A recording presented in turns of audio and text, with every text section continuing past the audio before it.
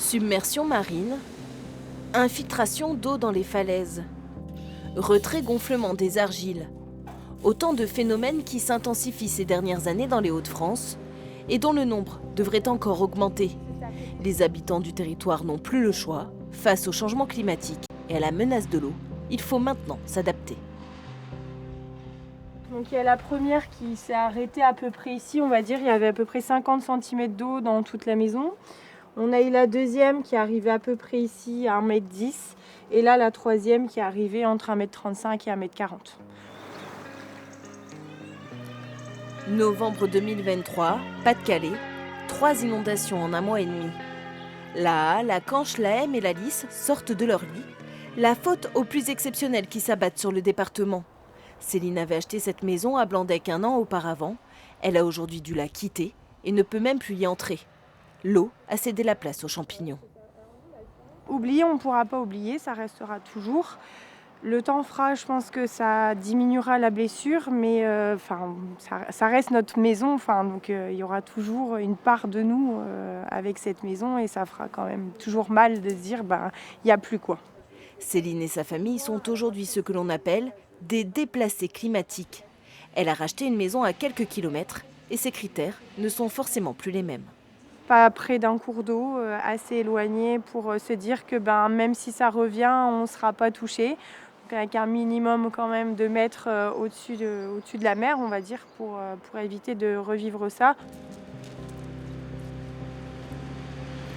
Il y a ceux que l'eau a fait partir et ceux qui tentent encore de se protéger. Parmi eux, les habitants de Cailleux-sur-Mer en baie de Somme. Mars 1990, une digue du front de mer avait cédé, 3000 hectares s'étaient retrouvés sous l'eau. Aujourd'hui, 85% de la ville reste classée inondable. Conséquence, plus aucune construction possible. En une quinzaine d'années, on pourrait dire qu'on a eu un voire 2 permis de construire sur le territoire. Ça veut dire que c'est très compliqué. La loi littorale est très contraignante. À Cailleux, les assauts de la mer sont de plus en plus réguliers et violents. 24 épis de ce type ont été installés, mais le maire veut aller encore plus loin. Dans quelques années, ici se trouvera le premier boulevard résilient urbanisé de France, 12,5 millions d'euros sur la table. Vous voyez, le muret fait 40 cm d'auteur. Il va passer donc à peu près à 1,20 m. Ça, c'est important, hein. Ensuite, on aura une noue. Et son rôle de cette noue, ça sera de récupérer la surverse marine et puis diriger cette eau en surplus vers les bassins à l'arrière du village.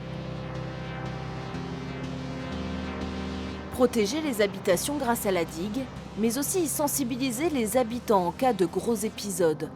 En baie de Somme, des experts sont mandatés pour réaliser des diagnostics de vulnérabilité à l'inondation.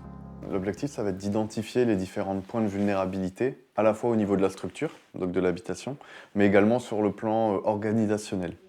Depuis octobre 2021, près de 600 diagnostics ont été réalisés. Donc là, l'objectif, ça va être faire le tour de l'habitation afin de prendre les différentes mesures et relever tous les points qui pourraient représenter une source de vulnérabilité.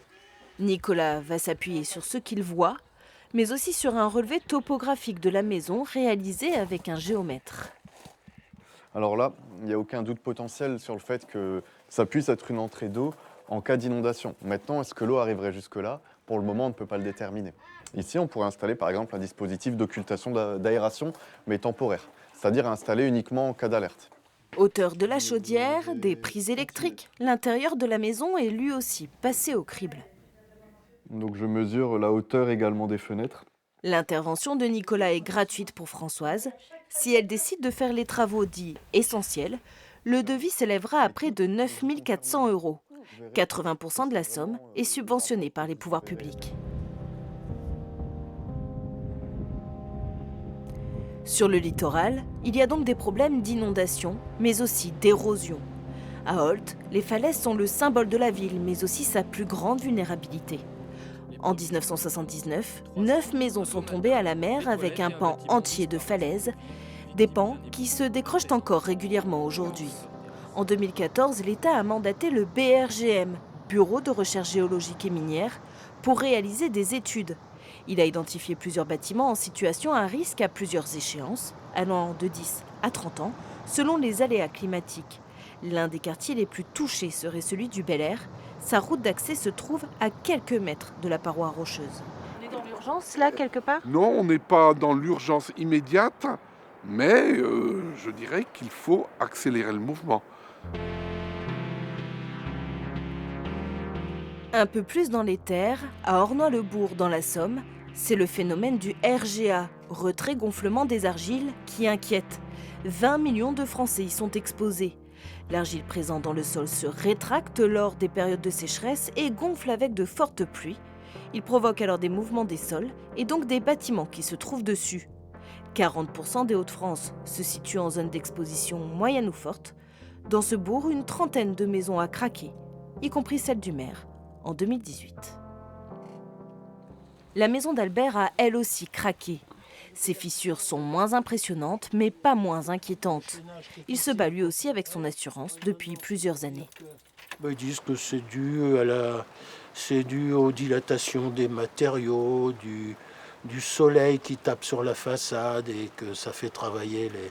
Alors pendant 35 ans, il ne s'est jamais rien passé. Le soleil n'a pas bougé de place et tout. Et bizarrement, depuis cet épisode de sécheresse, il s'est passé quelque chose. Et moi, j'ai 75 ans, ça m'énerve de me battre pour obtenir un résultat financier qui ne va pas me plaire, quoi. Aujourd'hui, il a décidé de laisser tomber face à son assurance, même si les fissures ont atteint l'intérieur de la maison. Fissures, submersion, érosion, autant de mots qui effraient. Mais élus, entreprises et particuliers semblent bien décidés à s'adapter.